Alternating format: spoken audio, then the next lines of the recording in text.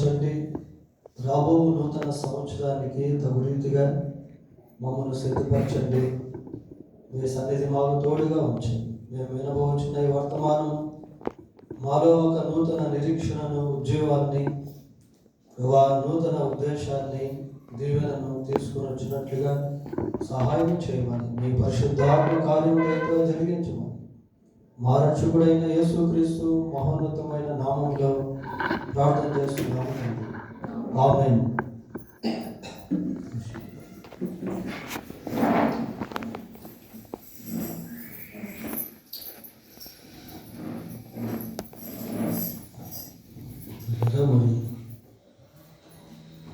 ఈ ఆదివారము ఈ సంవత్సరానికి ముగింపు ఆదివారం. ఈ సంవత్సరం అసలు ఎలా గడిచిపోయింది అంటే ఒక కళలాగా, ఏదో అలాగ పడుకొని నిద్రలేస్తే ఒక కళ వచ్చి ఎలా అయిపోతుందో ఆ రీతిగా నా మటుకైతే ఈ ఇయర్ 2024 అలాగా గడిచిపోయినట్టుగా అనిపిస్తుంది. మరి మీకంటున్నా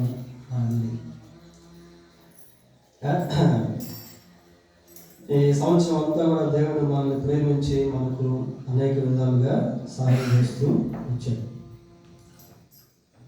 మరి బైబిల్లో మానవ జీవితం గురించి ఆలోచన చేసినప్పుడు అది వివిధ రకాలుగా పోల్చబడింది. రకరకాల పోలికలతో మనం పోల్చబడ్డాం, మన జీవితాలు పోల్చబడ్డాయి. ఉదాహరణకి పేతురు రాసిన మొదటి పత్రిక 1వ అధ్యాయము 23వ వచనాన్ని గమనిస్తే అక్కడ ఒక పోలిక ఉంది. ఏమనుంది?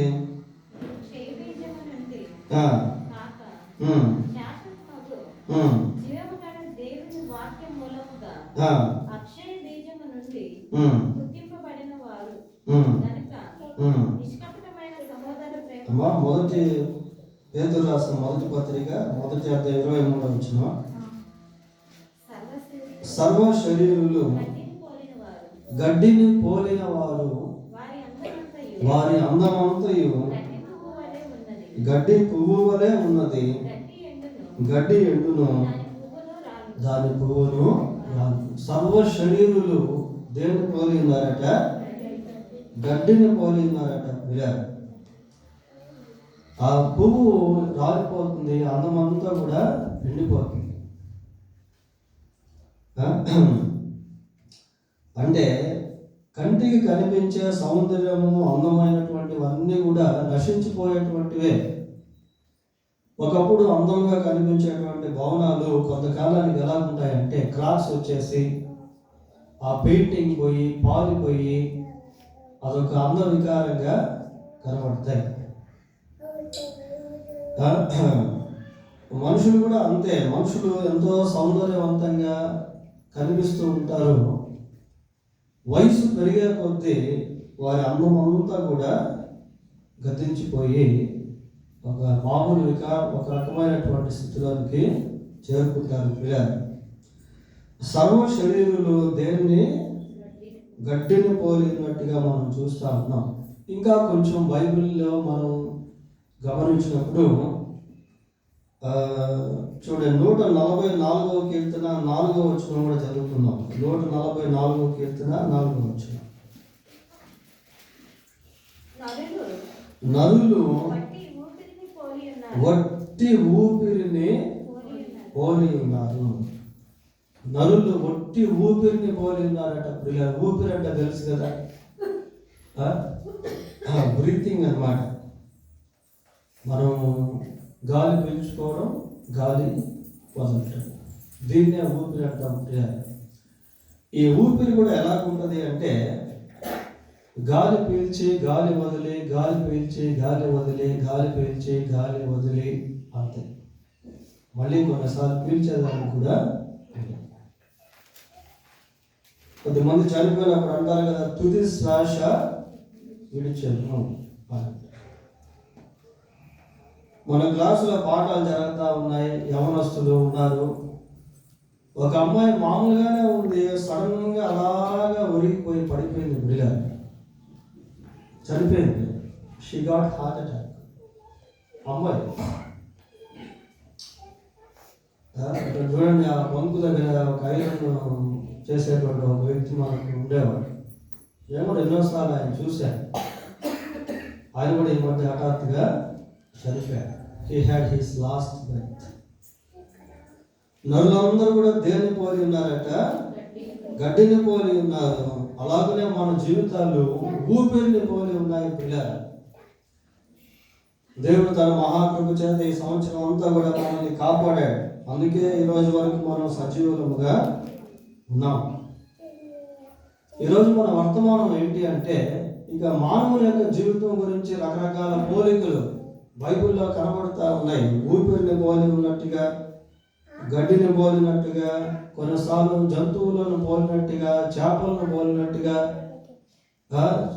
వృక్షాలను పోలినట్టుగా, ఇలా వివిధ రకాల పోలికలు అనేటువంటివి బైబిల్లో మనం చూస్తాం. పిల్లలు, మానవ జీవితాన్ని దేవుడు అనేక విధాలుగా పోల్చి బైబిల్లో రాయించడం అనేది మనం గమనించవచ్చు.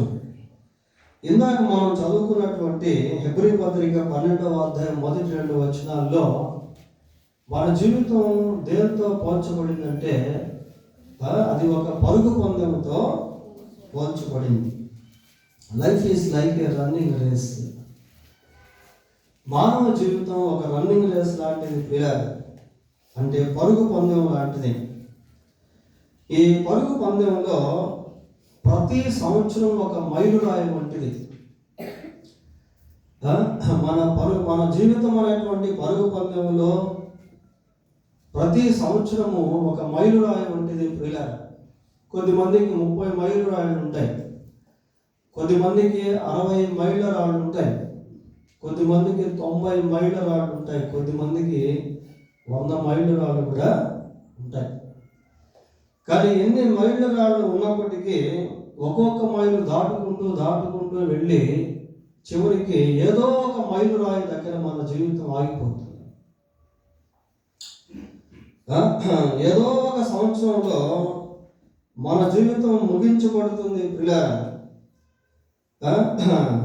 ఏదో ఒక సంవత్సరంలో ప్రతి మనిషి కూడా వారి యొక్క యాత్రా జీవితాన్ని ముగించి వెళ్ళిపోవాలి. అదే మన జీవితం పరుగు పందెం లాంటిది పిల్లలు. ఈ పరుగు పందెంలో పాల్గొనేటువంటి ప్రతి ఒక్కరు కూడా పందెం అయిపోయిన తర్వాత ఎవరింటికి వాళ్ళు వెళ్ళిపోవాలి. అక్కడక్కడ పరుగు పందాలు జరిగేటువంటి స్థలాలు మనం, క్రీడా రంగాలు మనం చూస్తూ ఉంటాం. పరుగు పందెం జరుగుతూ ఉన్నప్పుడు జనులు బాగా రద్దీగా ఉంటారు. ఆ గ్రౌండ్లో మనుషులు ఆడుతూ ఉంటారు. ఆట ముగిసిన తర్వాత ఒకవేళ రాత్రి మనం అక్కడికి వెళ్ళామనుకోండి, ఆ ప్రదేశం ఎలా ఉంటుంది?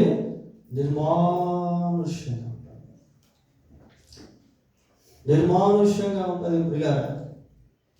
అంతేకాకుండా ఈ పరుగు పందెం ఎలాంటిది అని అంటే, ఆడిటోరియంలో ఉన్నటువంటి ఆడియన్స్ అంతా కూడా ఆటగాళ్ళ వైపు చూస్తూ ఉంటారు. కానీ ఆటగాళ్ళ దృష్టి వారి లక్ష్యం పైన ఉంటుంది, కానీ ఆడియన్స్ పైన ఉండదు. అంతే కదా? ఆ రీతిగానే కోటాను దేవదూతలు మనల్ని చూస్తూ ఉన్నారు, కానీ మన దృష్టి మాత్రం వారి మీద ఉండదు పిల్లలు. మనం ఆ రీతిగా అలాగే ఏదో మామూలుగా జీవిస్తూ ఉంటాం. పరుగు పందెంలో పాల్గొనేటువంటి ప్రతి వ్యక్తి కూడా ఇట్ ఈస్ లైక్ హీరో. ఒక హీరో లాంటి వాడు, ఒక కథానాయకుడు లాంటి వాడు. పరుగు పందెం చాలా ప్రాముఖ్యమైనటువంటిది పిల్లలు. దీని గురించి బైబిల్ అక్కడక్కడ మనకు కనబడుతుంది. ఇందాక హెబ్రీ పత్రిక చదివాం. పౌలు ఫిలిప్పీలకు రాసిన పత్రికలో ఏమంటాడంటే, నా ఎదుట ఉంచబడినటువంటి పరుగును తుదముట్టించాలి అని అంటాడు. వెనుకున్న వాటిని మరిచి ముందున్న వాటి కొరకు వేగిర పడుతున్నాను అని అంటాడు. అంటే మానవుని యొక్క జీవితం అంతా కూడా ఒక పరుగు పందెం లాంటిది. కాబట్టి పరుగు పందెం మనకు అర్థమైతే మన జీవితం కూడా కొంతవరకైనా మనం అర్థం చేసుకునేటువంటి వారంగా ఉంటాం పిల్లలు. దీని గురించి క్లుప్తంగా ఒక 7 విషయాలు మనం జ్ఞాపకం చేసుకోబోతూ ఉన్నాం. Human life is like a running race. How we should have our run in this row. మానవుని యొక్క జీవితము ఒక పరుగు పందెం లాంటిది. ఈ పరుగు పందెంలో మన యొక్క పరుగు ఎలా ఉండాలి అనేటువంటి విషయంలో 7 ఈ అంశంలో 7 విషయాలు మనం జ్ఞాపకం చేసుకుంటాం పిల్లలు. మొట్టమొదటిగా, ఏ ఆటగాడైనా లేక పరుగు పందెంలో పాల్గొనేటువంటి వాడు ఎవరైనా సరే ఊరికి అలాగ వచ్చేసి పందెంలో పాల్గొనే ముందు అతనికి ఏం కావాలి? గురి కావాలి. ఒకటే. ఓకే, నెక్స్ట్ అతనికి ఏం కావాలి అంటే he needs to have the practice. అభ్యాసం ఉండాలి కదా. అభ్యాసం లేకుండా ఎవరు ఏ ఆటలు ఆడలేరు. అది చెస్ అయినా, అది క్రికెట్ అయినా, అది పరుగు పందెం అయినా, వాట్ ఎవర్ ఇట్ మేబీ, అది ఏదైనప్పటికీ సరే అభ్యాసం అనేటువంటిది ఆటగాళ్ళందరికీ కూడా కావాలి. పరుగు పందెంలో పాల్గొనేటువంటి వ్యక్తి ఎన్నిసార్లు దానికి ముందు అభ్యాసం చేస్తుంటాడో మనకు తెలియదు ప్రియులారా. ఎన్నోసార్లు అభ్యాసం చేసి చేసి చేసి చేసి చేసి చేసి లాస్ట్కి పందెంలో నిలబడతాడు. మన జీవితంలో కూడా ఈ ప్రాక్టీస్ అనేది చాలా ప్రాముఖ్యం. అన్ని విషయాల్లో కూడా అభ్యాసాలు ఉంటాయి, కానీ జీవితం అనేటువంటి విషయంలో అభ్యాసం లేకుండా మనం జీవిస్తూ ఉంటాం ప్రియ. ప్రాక్టీస్ మేక్స్ మ్యాన్స్ పర్ఫెక్ట్ అనే ఒక సామెత. అభ్యాసము మనిషిని ఏం చేస్తుంది అంటే పరిపూర్ణతలోనికి తీసుకెళ్తుంది. దేని విషయంలో అభ్యాసం చేసుకోవాలి? చూడండి, తిమోతికి రాసిన మొదటి పత్రిక 4వ అధ్యాయము, తిమోతికి రాసిన మొదటి పత్రిక 4వ అధ్యాయము 7వ వచనాన్ని చదువుకుందాం. అపవిత్రములైన ముసలమ్మ ముచ్చట్లను విసర్జించి దేవ భక్తి విషయములో నీకు నీవే ఏం చేసుకోమంటాడు? సాధకము చేసుకోను. అభ్యాసం చేసుకోండి. ముసలమ్మ ముచ్చట్లను విసర్జించి ఇంకోసారి చదవండి. అపవిత్రములైన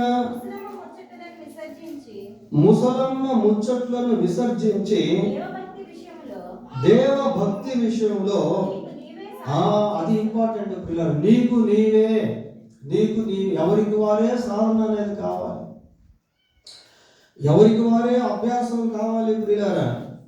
పందెంలో పాల్గొనే ప్రతి వ్యక్తి కూడా అభ్యాసం చేసినటువంటి వాడే అయి ఉంటాడు. ఆటలాడేటువంటి వాళ్ళలో ప్రతి ఒక్కరు కూడా అభ్యాసం లేకుండా ఆటకి వెళ్ళలేరు. అందుకే ఇక్కడ మనం ఏమని చూస్తున్నాము అంటే, అపవిత్రమైన ముసలమ్మ ముచ్చట్లను విసర్జించి దైవ భక్తి విషయములో నీకు నీవే సాధకము. అన్ని విషయాల్లో సాధన చేస్తూ ఉన్నారు. జిమ్కి వెళ్తున్నారు, రన్నింగ్ రేస్ చేస్తున్నారు, క్రికెట్లో అభ్యాసం పొందుతున్నారు, చదువులో అభ్యాసం పొందుతున్నారు, సాఫ్ట్వేర్ హార్డ్వేర్ అంటున్నారు. మంచిదే, కానీ జీవితం దగ్గరికి వచ్చేసరికి లేక దైవ భక్తి దగ్గరికి వచ్చేసరికి మాత్రం ఆ ప్రాక్టీసెస్ అనేటువంటివి లేదు, అభ్యాసాలు అనేటువంటివి లేవు ప్రియులారా. ఈ అభ్యాసం అనేటువంటిది లేకపోయినట్లయితే మన భక్తి జీవితం అంతా కూడా నీరుగారినట్టే. ఇది బేస్ అన్నమాట. ఏంటి? దైవ భక్తి విషయంలో అభ్యాసం అనేటువంటిది ఒక ఫౌండేషన్ లాంటిది. మైక్ టైసన్ తెలుసు కదా. మైక్ టైసన్ చాలా మంచి బాక్సర్ ప్రియులారా. మంచి బాక్సర్గా ఉన్నటువంటి మైక్ టైసన్ స్త్రీ సంబంధమైనటువంటి పాపంలో పడిపోయాడు. ఎందుకు అంటే ఈ అభ్యాసం అతనికి లేదు. దైవ భక్తికి సంబంధించినటువంటి అభ్యాసం అతను చేసుకోలేదు కనుక అతని లైఫ్ ఏమైపోయిందంటే స్పాయిల్ అయిపోయింది. మైకేల్ జాక్సన్ కూడా అంతే. మైకేల్ జాక్సన్ డ్యాన్స్లో, సింగింగ్లో మంచి అభ్యాసం పొందినటువంటి వ్యక్తి, నైపుణ్యత కలిగినటువంటి వ్యక్తి. He was a Christian.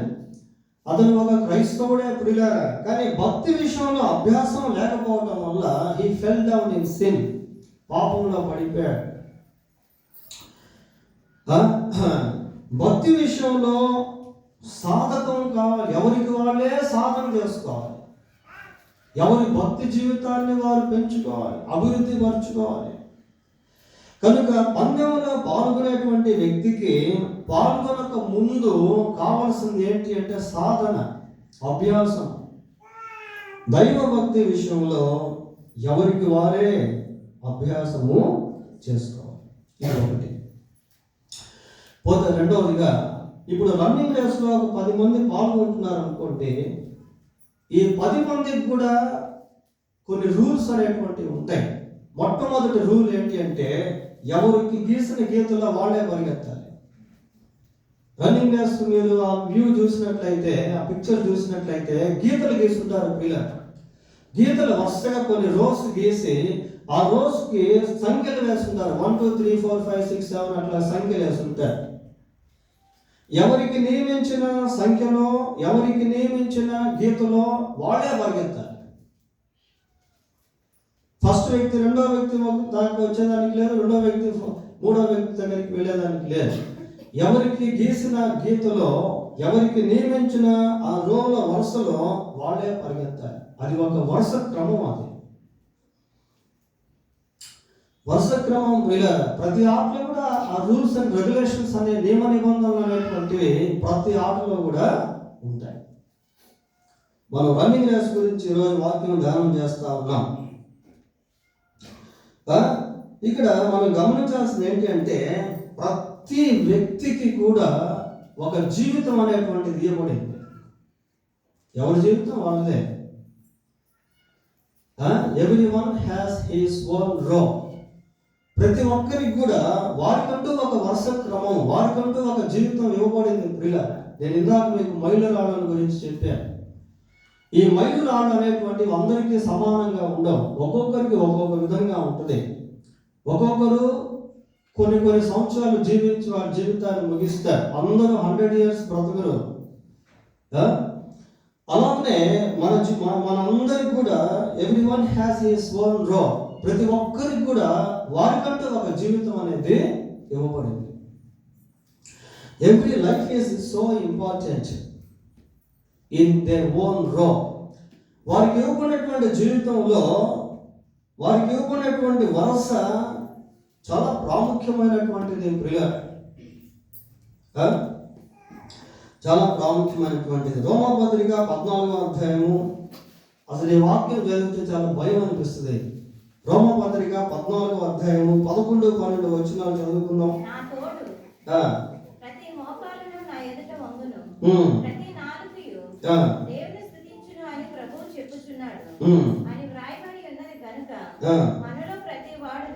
చూడండి, మనలో ప్రతి వాడును తన్ను గూర్చి దేవునికి లెక్క అప్పగింపవలెను. చాలా భయం అనిపిస్తుంది ప్రియులారా ఈ మాట చదువుతా ఉంటేనే. మీరు రాత్రిపూట బైబిల్ చదవండి. రాత్రిపూట ప్రశాంతంగా బైబిల్ ఆలోచిస్తూ కొంచెం డెప్త్గా అసలు ఏం రాస్తున్నారు అని ఆలోచిస్తూ చదివినట్లయితే ఆ వాక్యం మనకి చాలా భయం అనిపిస్తుంది. ఏమనుంది? మనలో ప్రతి వాడును తన్ను గూర్చి దేవునికి లెక్క అప్పగింపాలి. We can't escape from God. దేవుని నుండి ఎవ్వడు కూడా తప్పించుకోలేదు. ఇలా మనుషులు ఒక్కసారి మృతి పొందవలను, అటు తరువాత తీర్పు. మనలో ప్రతి వాడు తన్ను గూర్చి తాను దేవునికి లెక్క అప్పగింపాలి. నీ జీవితం గురించి నీవు, నా జీవితం గురించి నేను, ఎవరి జీవితాల గురించి వారు దేవునికి లెక్కలు చెప్పాలి. ప్రియులారా, నిజంగా ఈ వచనం చదువుతా ఉంటే చాలా భయం అనిపిస్తుంది. అయ్యో, నేను దేవుని ఎదుట నిలవబడినప్పుడు దేవుడు నన్ను ప్రశ్నిస్తే ఆ ప్రశ్నకు నా జవాబు ఏంటి, నా సమాధానం ఏంటి? ప్రతివాడు తన గురించి తాను దేవునికి లెక్క అప్పగింపాలి. దేవుని దగ్గర అన్ని రికార్డ్స్ ఉంటాయి. పిల్లలు, ఇప్పుడు సీసీ కెమెరాలు అన్ని రికార్డ్స్ అవుతున్నాయి కదా చాలా దగ్గరగా. దానికంటే పవర్ఫుల్ కెమెరాస్ దేవుని దగ్గర ఉన్నాయి. యెహోవా కన్నులు ప్రతి స్థలం మీద ఉండును, అవి చెడ్డవారిని మంచివారిని చూచుచుండును. No one can escape from the sight of God. మనలోని ప్రతి వాడు తను గూర్చి తాను దేవునికి లెక్క అప్పగింపవలెను. యోహాను సువార్త 3వ అధ్యాయం 3వ వచనం. యోహాను సువార్త 3వ అధ్యాయం 3వ వచనం. అందుకు యేసు అతనితో, ఒకడు క్రొత్తగా జన్మించితేనే గాని అతడు దేవుని రాజ్యమును చూడలేడని నీతో నిశ్చయముగా చెప్పుచున్నాను, ఖచ్చితంగా చెప్తున్నాను అంటున్నాడు ప్రియ. ఒకడు క్రొత్తగా జన్మించితేనే తప్ప అతడు దేవుని రాజ్యమును చూడలేడు. క్రొత్తగా జన్మించితే నిశ్చయముగా చెప్పుచున్నాను అంటున్నాడు ప్రియులారా. యేసు ప్రభు చాలా ఖచ్చితంగా ఈ మాటలు చెప్తా ఉన్నాయి. ఆ నిశ్చయముగా చెప్పుచున్నాను అన్నటువంటి ఆ వర్డ్స్ ఎట్లాంటివి అంటే అఫర్మేషన్ వర్డ్స్ అంటారు. అవి అంటే ఖచ్చితమైనటువంటి మాటలు. ఖచ్చితంగా నేను నీతో చెప్తున్నాను ఏంటి అంటే, ఒకడు క్రొత్తగా జన్మించితేనే కానీ దేవుని రాజ్యమును పిల్లల మన గోల్ ఏదై ఉండాలి అంటే, మన లక్ష్యము దేవుని రాజ్యమై ఉండాలి. మన అంతిమ గమ్యం ముందు దేవుని రాజ్యమును గురించినటువంటి నిరీక్షణ అనేది మనకు లేకపోయినట్లయితే మరణ భయం మనల్ని వెంటాడుతూ ఉంటుంది. దేవుని రాజ్యమును గురించినటువంటి ఆ అవగాహన, దేవుని రాజ్యమును గురించినటువంటి నిర్ధారణ, ఇవి మనం కలిగి ఉన్నట్లయితే మన యాత్రా జీవితం చాలా చాలా సాఫీగా ముందుకు సాగిపోయేదిగా ఉంటుంది ప్రియ. దీంట్లో మనం గమనించాల్సింది ఏంటి అంటే, ప్రతి ఒక్కరు కూడా వారి యాత్రను ముగించక ముందు ఖచ్చితంగా మారు మనసు పొందాలి. Repentance is not an option. మారు మనసు అనేటువంటిది అది మనం ఎన్నుకునేటువంటిది కాదు, అందరూ కూడా పొందుకునేటువంటిది. అది అందరూ అంతటా మారు మనసు పొందవాలని ఆయన మనుషులకు ఆజ్ఞాపించుచున్నాడు. అపోస్తలుల కార్యం 2వ అధ్యాయం 38వ వచనం చూడండి. 2:38. పేతురు, మీరు మారు మనసు పొంది పాప క్షమాపణ నిమిత్తము ప్రతి వాడు యేసుక్రీస్తు నామమున బాప్తిస్మము పొందండి. ప్రతి వాడు, every person, every single person, ప్రతి వ్యక్తి కూడా ప్రియులారా, ప్రతి వ్యక్తి కూడా మారు మనసు పొందాలి. ప్రతి వ్యక్తి పాప క్షమాపణ పొందాలి. ప్రతి వ్యక్తి పాప క్షమాపణ నిమిత్తం బాప్తిస్మము తీసుకోవాలి. దేవుడు ఎన్నిసార్లు నీతో మాట్లాడాడు? నీవు దేవుని సన్నిధికి ఎన్నిసార్లు వచ్చావు? ఎన్నిసార్లు ప్రభువు నీతో మాట్లాడాడు? పరిశుద్ధాత్మ దేవుడు ఎన్నిసార్లు నీకు ప్రేరేపణ ఇచ్చాడు? మరి ఆ ప్రేరేపణకు నీ ప్రతిస్పందన ఏంటి? That is important. మనలోని ప్రతి వాడు తను గురించి తాను లెక్క చెప్పాలి. Everything is recorded in heaven. పరలోకంలో అన్ని కూడా రికార్డ్ చేయబడుతూ ఉన్నాయి పిల్లలు. కాబట్టి పందెపు రంగంలో పాల్గొనేటువంటి ప్రతి వ్యక్తికి ఒక వరుస క్రమం అనేది ఉంటుంది. ఆ వరుసలోనే అతను పరిగెత్తాలి. ఈ వరుస క్రమం అనేటువంటిది ఎవరికి వారికి అది ఇవ్వబడుతుంది పిల్లలు. మన జీవితం కూడా అంతే. ఎవరి జీవితం వారికి ఇవ్వబడింది. ఎవరు మారు మనసు పొందితే వారే రక్షింపబడతారు. ఇది రెండవది. పోతే మనం రన్నింగ్ రేస్ గురించి మాట్లాడుతూ ఉన్నాం. పరుగు పందెంలో పాల్గొనేటువంటి వారు పక్క వాళ్ళ వైపు చూడకూడదు పిల్లలు. పక్క వాళ్ళ వైపు చూడకూడదు. 10 మంది పందెంలో నిలబడ్డారు, పరిగెత్తుతూ ఉన్నారు. పరిగెత్తేటువంటి సమయంలో పక్క వారి వైపు అస్సలు చూడకూడదు. పక్క వారి వైపు చూసినట్లయితే we can't have our own run if we look at here and there. పక్క వాళ్ళ వైపు మనం చూస్తున్నట్లయితే మన పరుగును మనం తుదముట్టించలేము ప్రియులారా. మన పరుగును మనం ముందుకు కొనసాగింప చేయలేము. కాబట్టి పరుగు పందెంలో ఇంకొక ప్రాముఖ్యమైనటువంటి విషయం ఏంటి అని అంటే, పక్కవారి వైపు చూడకుండా పరిగెత్తాలి. సామెతల గ్రంథం 4వ అధ్యాయము 14వ వచనం ఒకసారి చదువుదాం. భక్తిహీనుల త్రోవను చేరకము, దుష్టుల మార్గమున నడువకము. భక్తిహీనుల మార్గమున చేరకము, దుష్టుల మార్గమున నడువకము. ఈ రోజునే పరిగెత్తాలి కానీ ఆ రోజుకి అడుగు పెట్టకూడదు. ఈ వరుసలోనే పరిగెత్తాలి.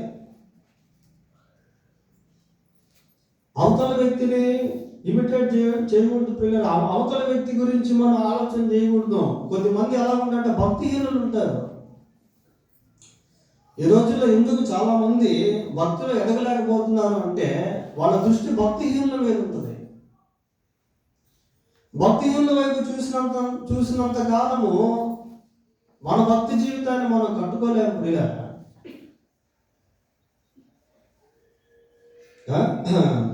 వాళ్ళ మార్గంలో నడవద్దు, వాళ్ళ త్రోవను చేరవద్దు, వాళ్ళ వైపు చూడొద్దు.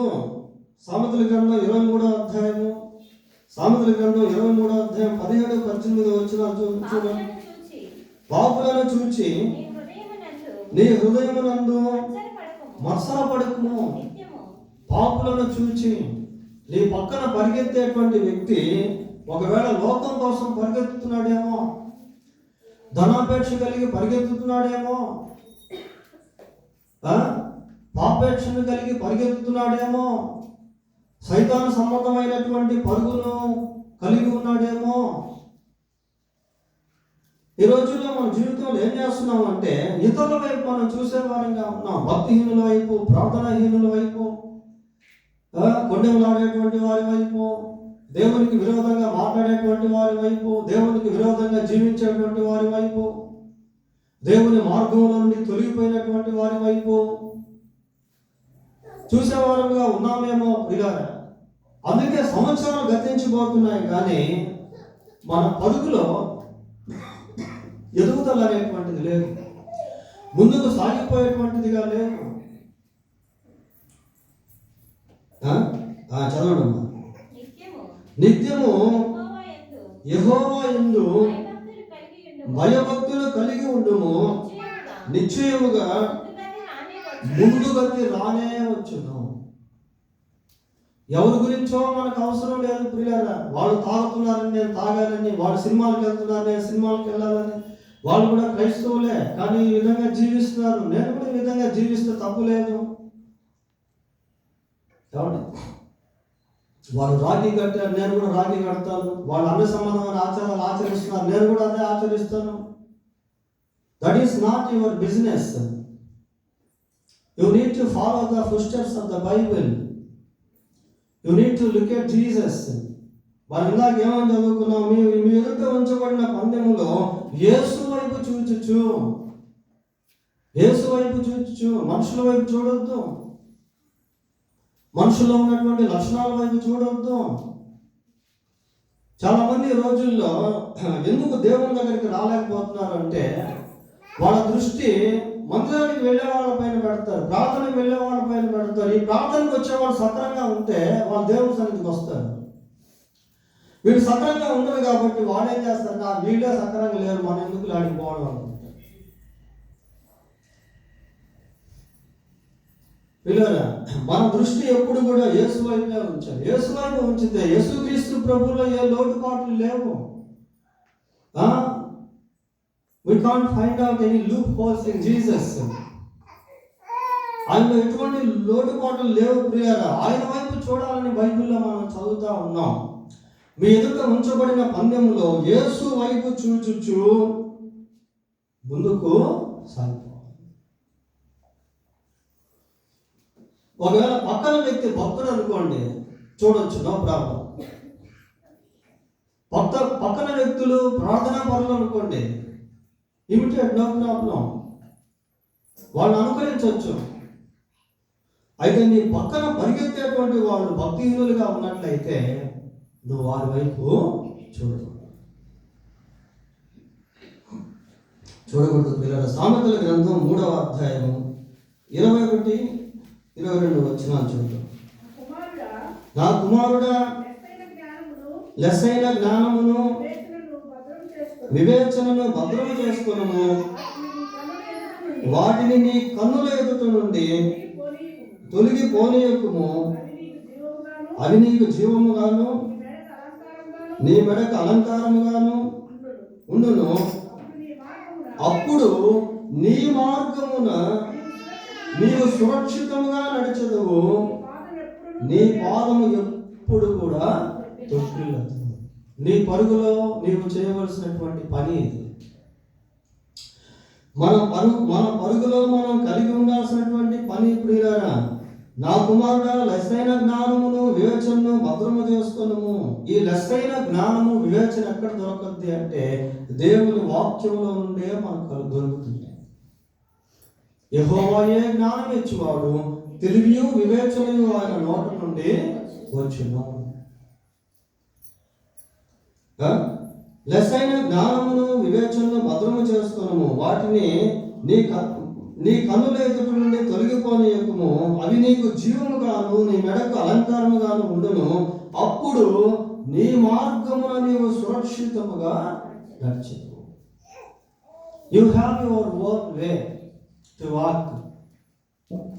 నీకంటూ ఒక మార్గం ఇవ్వబడింది. ఆ మార్గంలో నీవు సురక్షితంగా నడవాలి అంటే దేవుని వాక్యము నీకు అవసరం. అంతేగాని మనుషుల యొక్క సాక్ష్యాలు, మనుషుల యొక్క పద్ధతులు, మనుషుల యొక్క ప్రవర్తనలు, మనుషుల యొక్క అభ్యాసాలు, మనుషుల యొక్క ఆచారాలు, వాటితో నీకు పని లేదు. మనలో ప్రతి వాడు తన గురించి తాను లెక్క చెప్పాలంటే ప్రియులారా, ఎంత భయం ఆ వాక్యం. వ్యర్థమైన ప్రతి మాటకు విమర్శ దినమందు లెక్క చెప్పాలి. ఈ మాటలు వింటా ఉంటే నీ గుండెలో దడపడుతుంది ప్రియులారా.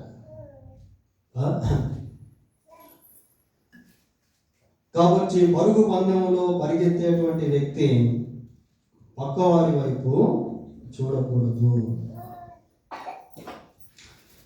4వదిగా,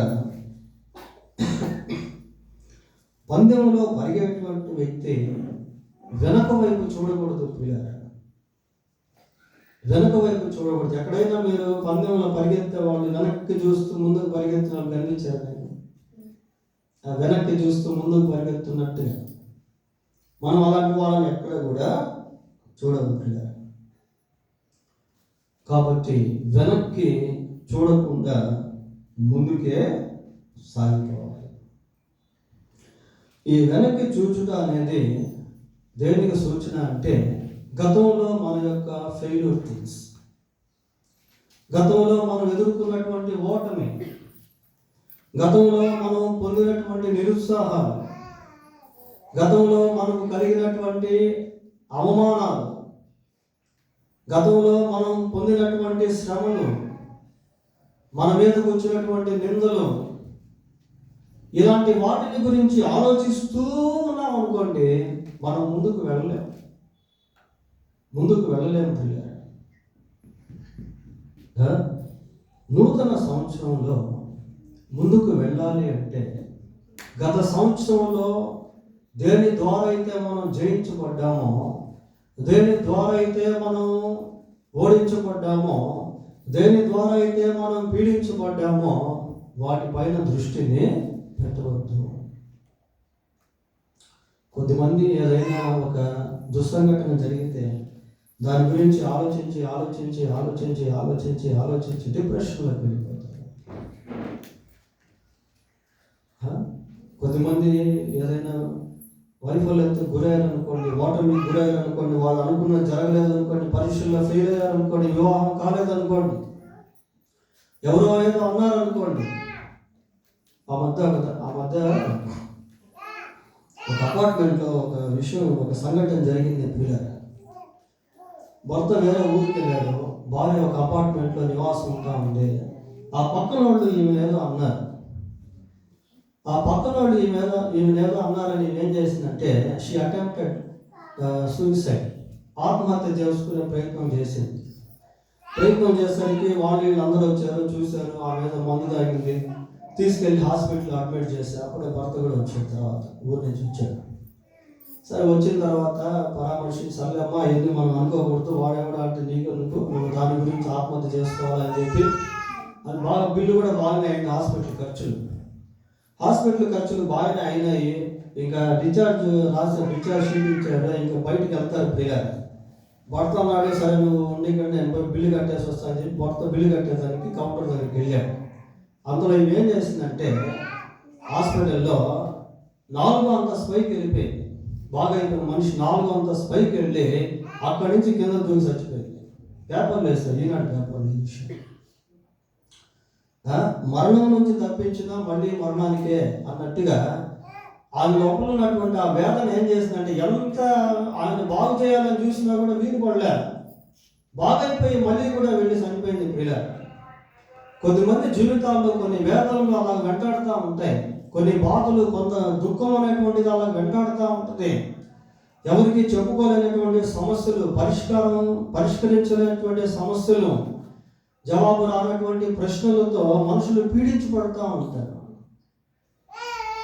అయితే బైబిల్ ఏమని సెలవిస్తుంది అంటే చూడండి, యెషయా గ్రంథం 43వ అధ్యాయం 18వ వచనం చదువుకుందాం ప్రియ. 43:18 మునుపటి వాటిని జ్ఞాపకము చేసుకొనకుడి, పూర్వకాలపు సంగతులను తలంచుకొనకుడి. చూడండి ప్రియారా, దేవుని వాక్యంలో ఎంత చక్కగా ఈ మాటలు రాయబడ్డాయో చూడండి. మళ్ళీ కదా, మునుపటి వాటిని జ్ఞాపకం చేసుకొనకుడి, పూర్వకాలపు సంగతులను తలంచుకొనవద్దు. మునుపటి వాటిని జ్ఞాపకం చేసుకోవద్దు. మునుపు నీవు ఎక్కడైతే ఓటమికి గురయ్యావో, మునుపు నువ్వు ఎక్కడైతే నిరుత్సాహానికి గురయ్యావో, మునుపు ఎటువంటి నిందలకు నీవు గురయ్యావో వాటిని జ్ఞాపకము చేసుకోవద్దు. పూర్వకాలపు సంగతులను తలంచుకోవద్దు. పూర్వకాలపు సంగతులను తలంచుకుంటూ నూతన సంవత్సరంలోకి అడుగు పెడితే అవి కూడా వచ్చేస్తాయి, నీతో పాటు వచ్చేస్తాయి ప్రియ. ఇశ్రాయేలీలో చాలా మంది హతులయ్యడానికి కారణం ఏంటో తెలుసా? వాళ్ళతో పాటు ఐగుప్తు దేశం నుంచి కొద్దిమంది వచ్చారు, మిశ్రిత జనం, వాళ్ళని బట్టి వీళ్ళు హతులయ్యారు. కాబట్టి ఈ నూతన సంవత్సరానికి అడుగు పెట్టబోయే ముందు పాతవన్నీ కూడా మళ్ళీ జ్ఞాపకం పెట్టుకొని, పాతవన్నీ కూడా మళ్ళీ తవ్వుకొని, పాత వాటి మీద మనసు పెట్టి ఆ డిప్రెషన్కి వెళ్ళిపోవడం, మళ్ళీ పాత స్థితిలోనికి వెళ్ళిపోవడం అలాంటిది చేయొద్దు. వెనక వైపు చూడకుండా ముందుకే సాగిపోవడం. యోహాను సువార్త 8వ అధ్యాయం 11వ వచనం.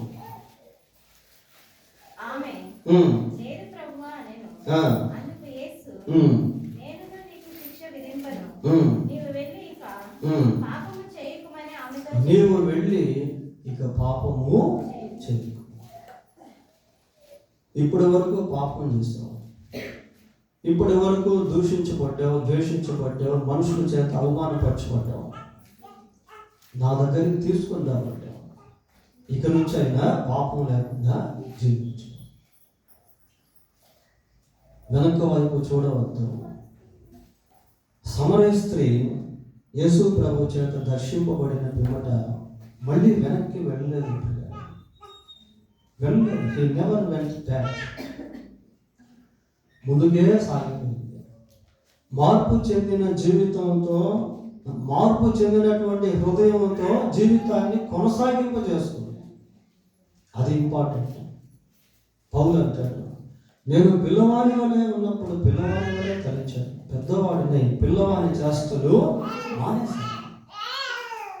ప్రియులారా, వెనక్కి వెళ్ళొద్దు, వెనక్కి చూడవద్దు.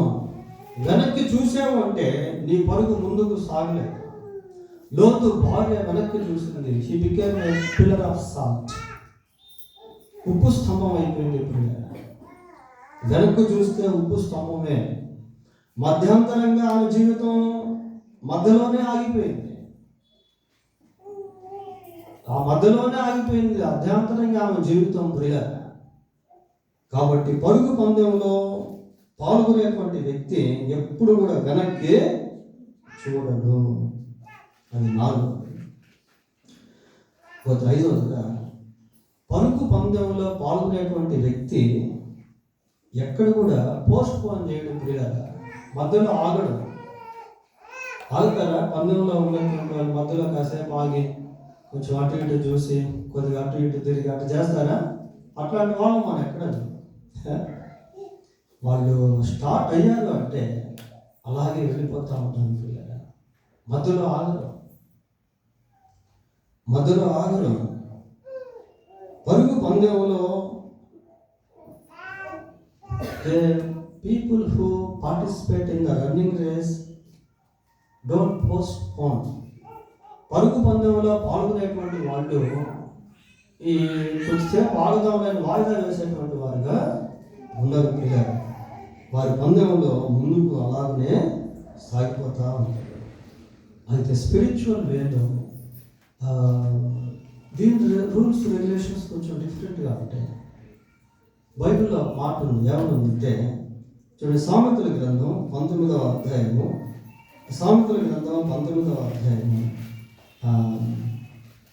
2వ వచనం చదవడం. ఒకడు తెలివి లేకుండుట మంచిది కాదు, తొందరపడి నడుచువాడు దారి తప్పి పో. అలాగని తొందరగా పరిగెత్తడం కాదు. స్పిరిచువల్ వే ఎలాంటిది అంటే ఆగిపోకుండా నెమ్మదిగా సాగిపోతా ఉంటాయి. ఆగిపోకూడదు, ఎక్కడంటే అక్కడ ఆగిపోకూడదు, సాగిపోతూ ఉండాలి. అది కూడా ఎలాగో అంటే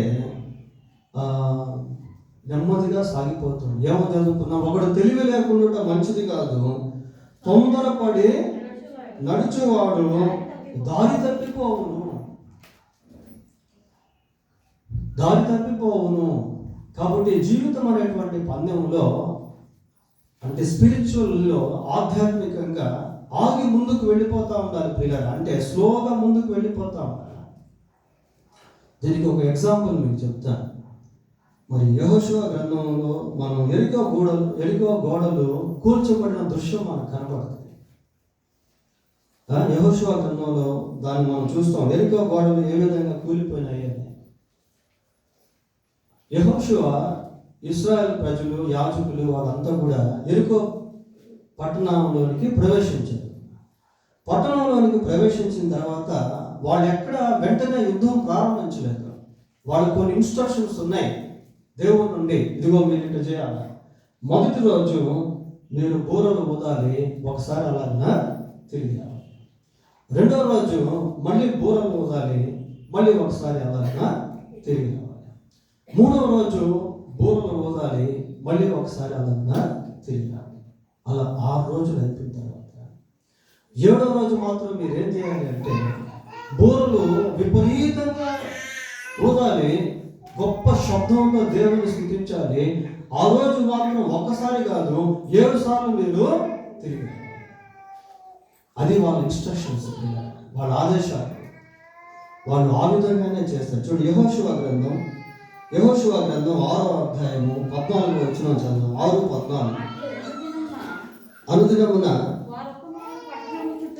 ఒక మారు పట్టణము చుట్టూ తిరిగి పాలెమునకు మరలా ఒక్కసారి తిరిగి వచ్చేసారు. ఒక్కసారి తిరిగి మళ్ళా వచ్చేసారు. 20వ వచనం చదవండి. యాజకులు బూరలు ఊదగా ప్రజలు కేకలు వేసిరి. ఆ బూరల ధ్వని వినినప్పుడు ప్రజలు ఆర్భాటముతో కేకలు వేయగా ప్రాకారము కూలేను. చూడండి, ప్రాకారం కూలిపోతారు. ఆ ప్రాకారం చాలా పటిష్టంగా కట్టబడింది. వీళ్ళేం పోయి ప్రాకారాన్ని వీడు కూల్చలేదు. వాళ్ళు స్తుతిస్తూ ఉంటే ప్రాకారం కూలిపోతా ఉంది. ప్రాకారం కూలిపోతా ఉంది ప్రియులారా. వాళ్ళు ఒకేసారి వెళ్ళి 7 సార్లు తిరగలేదు, కానీ నెమ్మదిగా అలాగని వాళ్ళు ప్రయాణం ఆపారా? ఆపలేదు. ఆ ప్రాసెస్ అనేటువంటిది మధ్యలో ఆ విధంగా కొనసాగించుకోండి. మనం కూడా దైవిక విషయంలో కొన్నిసార్లు మనం కొన్ని విషయాలు తొందరపాటు పడుతూ ఉంటాం. కొద్దిమంది వివాహాల విషయంలో తొందరపాటు పడి తర్వాత ఎంతో బాధకు గురైపోతారు, వేదనకు గురైపోతారు పిల్లలు. కొద్దిమంది కొన్ని సెలెక్ట్ చేసుకునే విషయంలో తొందరపడి ఆ తర్వాత ఎంతో బాధకు గురైపోతూ ఉంటారు. నీకు కావలసినవి దేవుడు ఇస్తాడు, కానీ దేవుని సన్నిధిలో వాటి కోసం నీవు కనిపెట్టాలి. అది ఇంపార్టెంట్. ఈ పరుగు పందెంలో మరి ఆగిపోవడం అనేది కాకుండా అలాగ ముందుకు నెమ్మదిగా దేవుని సన్నిధిలో కనిపెడుతూ సాగిపోవడం అనేటువంటిది చాలా ఇంపార్టెంట్. అంటే కనిపెట్టి దేవుని నడిపిపుతూ ముందుకు పరిగెత్తాలి. ఇది చాలా ప్రాముఖ్యమైనటువంటిదిగా మనం చూస్తాం. ఎన్నైనా ఇప్పటికి 5 అయినాయి పిల్లలు. తర్వాత పందెంలో పరిగెత్తుతున్నటువంటి వ్యక్తి పడిపోయిన పరుగు ఆగిపోతుంది. కొంతమంది పరిగెత్తుతూ పడిపోతారు. అలా పడిపోయి లేచి పరిగెత్తి గెలిచినటువంటి వాళ్ళు కూడా ఉన్నారు పిల్లలు. కొన్నిసార్లు పడిపోతా ఉంటాం. పడిపోయిన స్థితిలోనే ఉండకూడదు, మళ్ళీ అక్కడి నుంచి లేయాలి. లేచి మళ్ళీ పరుగును కొనసాగించాలి. ఇది చాలా ఇంపార్టెంట్. పడిపోయినటువంటి వారు పడిపోయినటువంటి స్థితిలోనే ఉండకుండా తిరిగి లేచి మళ్ళీ పందెంని కొనసాగించాలి ప్రియాలు. హెబ్రీలకు రాసిన పత్రిక 12వ అధ్యాయము, హెబ్రీ పత్రిక 12వ అధ్యాయము 11వ వచనం నుంచి చదువుదాం. ప్రస్తుతమందు సమస్త శిక్షయు దుఃఖకరముగా కనబడునే గాని సంతోషకరముగా కనబడదు. అయినను దాని యందు అభ్యాసము కలిగిన వారు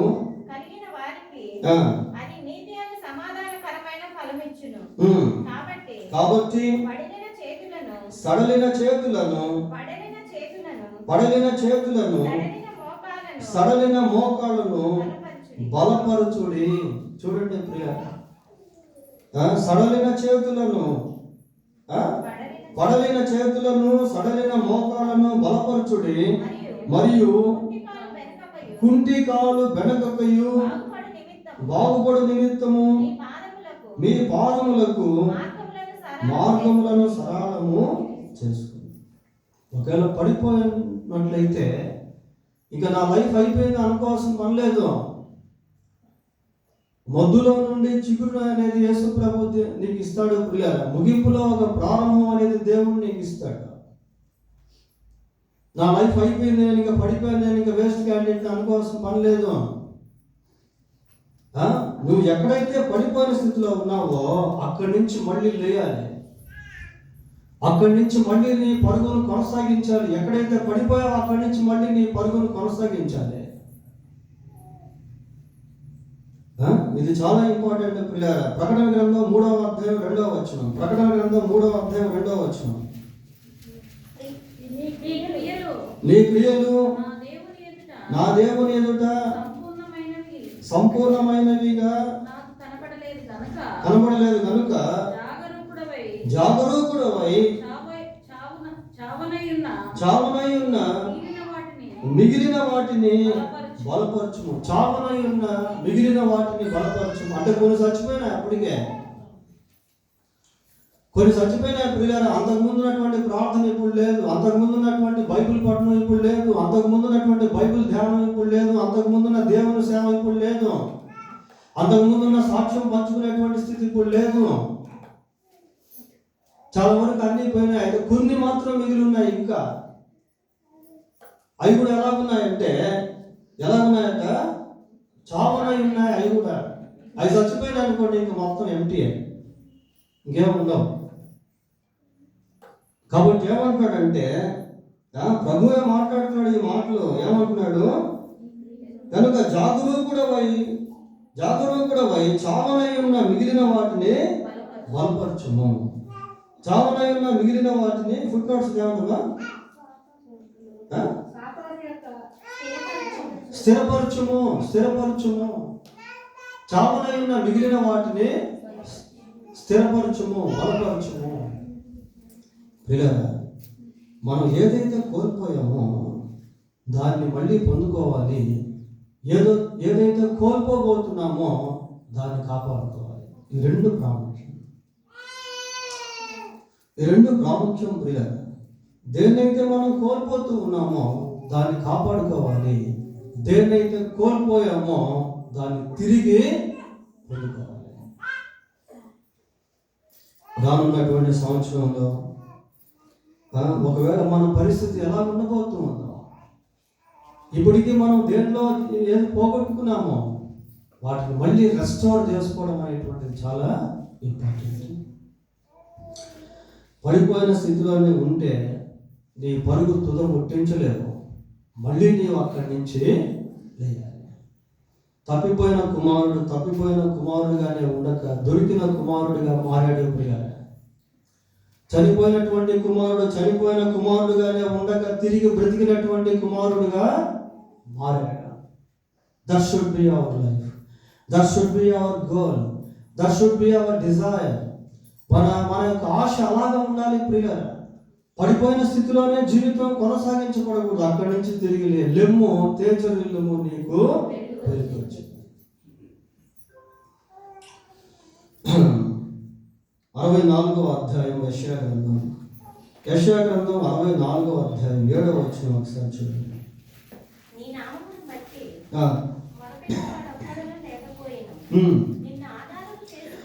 నిన్ను ఆధారము చేసుకొనుటకై తన్ను తాను ప్రోత్సాహపరుచుకునేవాడు ఒకడును లేడు. దేవుణ్ణి ఆధారం చేసుకుంటకై మనల్ని మనం ప్రోత్సహించుకోవాలి. ఏ కష్టం వచ్చినా, ఏ తొందర వచ్చినా ఫస్ట్ దేవునికి చెప్పు. ఫస్ట్ దేవునికి చెప్పామంటే దేవుడు దాన్ని తీసుకుంటాడు. పిల్లలు సమస్య వస్తే లాయర్ దగ్గరికి వెళ్తాం. లాయర్ ఏం చేస్తాడు? అమ్మా ఏమైంది అంటే మొత్తం లిస్ట్ అంతా రాసుకుంటాడు. సో అండ్ సో అంతా రాసుకొని ఏం చేస్తాడంటే ఆ కేసు తాను తీసుకుంటాడు. తీసుకొని నీ పక్షం ముందు వాదిస్తాడు. నీకు న్యాయం జరిగేలా చూస్తాడు. నీకు సహాయపడాలని కోరుకుంటాడు. పిల్లలు ఏ సమస్య వచ్చినా, ఏ కష్టం వచ్చినా, ఏ బాధ వచ్చినా, ఏ వేదన వచ్చినా, ఏ తొందర వచ్చినా ఫస్ట్ మనం ఏం చేయాలంటే దేవుని దగ్గరికి తీసుకెళ్ళిపోవాలి. నిన్ను ఆధారం చేసుకుంటే తను తాను ప్రోత్సాహపరుచుకునేవాడు. ఈ సెల్ఫ్ ఎంకరేజ్మెంట్ అనేది చాలా అవసరం. మనల్ని మనం ప్రోత్సహించుకోవాలి. దేవుణ్ణి ఆధారం చేసుకుంటూ ప్రోత్సహించుకోవాలి. మనుషుల్ని ఆధారం చేసుకోవడం, డబ్బుని ఆధారం చేసుకోవడం, సొంత జ్ఞానాన్ని ఆధారం చేసుకొని ప్రోత్సహించుకోవడం కాదు పిల్లలు. నీవు దేవుణ్ణి ఆధారం చేసుకుని ప్రోత్సహించుకున్నట్లయితే నీ స్కిల్స్ అనేటువంటివి దేవుడు మల్టిప్లై చేస్తాడు. నీ స్కిల్స్ నీ నైపుణ్యతను దేవుడు ఆశీర్వదిస్తాడు.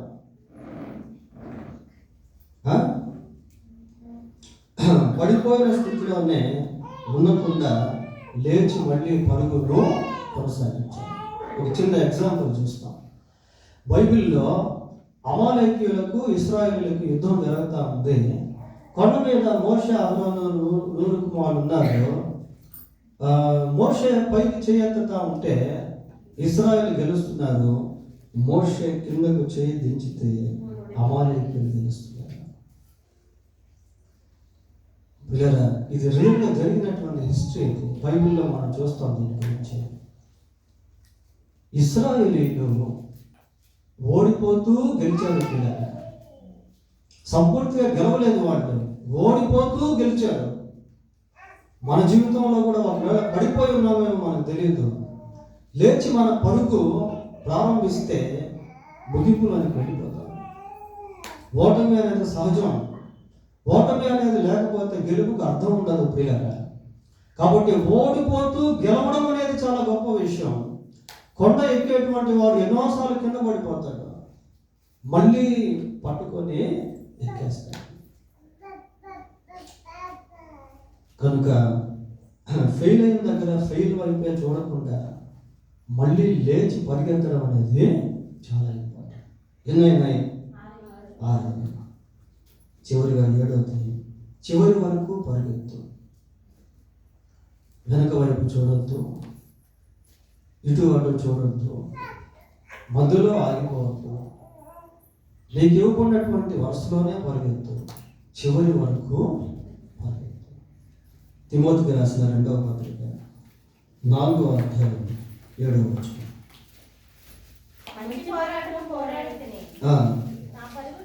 నా పరుగు కడముట్టించింది. చాలు, నా పరుగు కడముట్టించింది.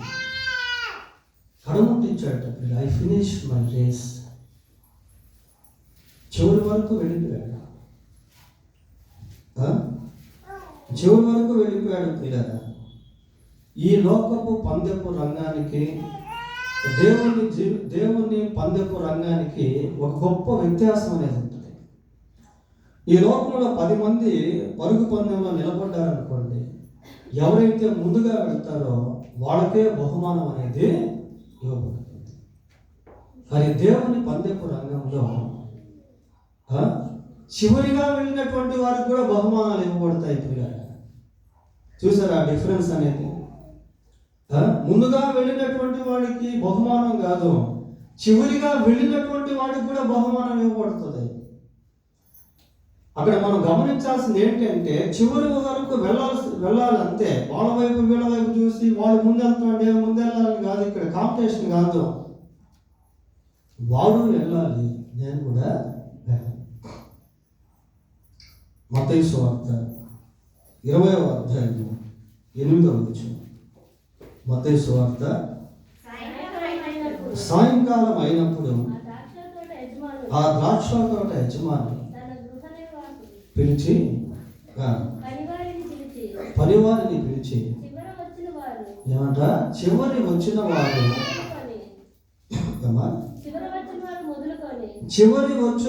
మొదలుకొని మొదటి వచ్చిన వారు వరకు వారి కూలి ఇవ్వండి. మొదటి వచ్చిన వాళ్ళకే కాదు, చివరి వచ్చిన వాళ్ళకి కూడా కూలి ఇవ్వండి.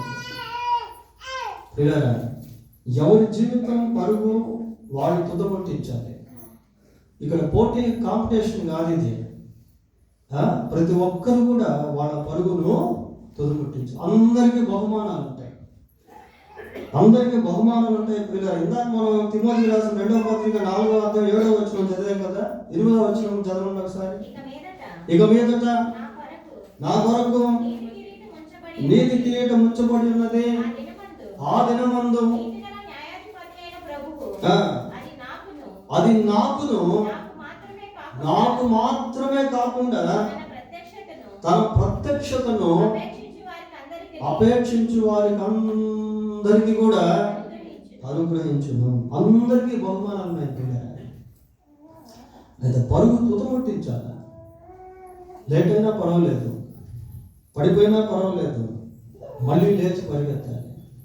అటు ఇటు చూడకుండా పరిగెత్తాలి. నీకంటూ దేవుడు ఒక జీవితాన్ని ఇచ్చాడు, నీకంటూ ఒక పరుగుని ఇచ్చాడు, నీకంటూ ఒక వరుసను గీశాడు, నీకంటూ కొన్ని బాధ్యతలను దేవుడు ఇచ్చాడు. వాటన్నిటిలో యేసు వైపు చూపించాడు. మన ఎదుట ఉంచబడిన పందెములో ఓపికతో ముందుకు పరిగెత్తుదాం. దేవుడు తన వాక్యం దీవించుకుందాం. ప్రార్థన చేసుకుందాం. ప్రార్థన.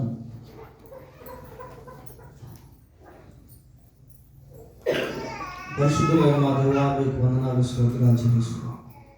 మా జీవితం ఒక పందెపు రంగం ఉంటుందని, ఈ పందెంలో పాల్గొనిచ్చినటువంటి మేము ఎలాగ ముందుకు సాగాలో అని ఈ విషయాలు మీ వాక్యంలో నుంచి మీరు మాకు తెలియజేశారు. మీకు వందనాలు.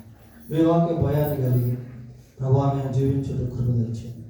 ఆయన మమ్మల్ని, మా బలహీనతలను మీరు ఎరిగినటువంటి వాడు, మమ్మల్ని బలపరిచేటువంటి వాడు, మమ్మల్ని నిలబెట్టేటువంటి వాడు, మాకు శక్తిని ఇచ్చేటువంటి వాడు, విజయాన్ని ఇచ్చేటువంటి వాడు, బహుమానాన్ని ఇచ్చేటువంటి వాడు కనుక మీ వైపు చూడగలుగుతాం. సహాయం చేయండి. వర్తమానం విన్న వారిలో ఎవరైతే ఇంకా మారు మనసు పొందలేదో వారు త్వరగా మారు మనసు పొంది రక్షణ పొంది మీ బిడ్డలుగా మారినట్లు మీరే కనికరించి సహాయం చేయండి. వర్తమానం విన్నటువంటి మేము ప్రభు మీ కొరకు జీవించేందుకు సహాయం చేయమని మా రక్షకుడైన యేసుక్రీస్తు పరిశుద్ధమైన నామంలో ప్రార్థన చేస్తున్నాము తండ్రి. ఆమేన్.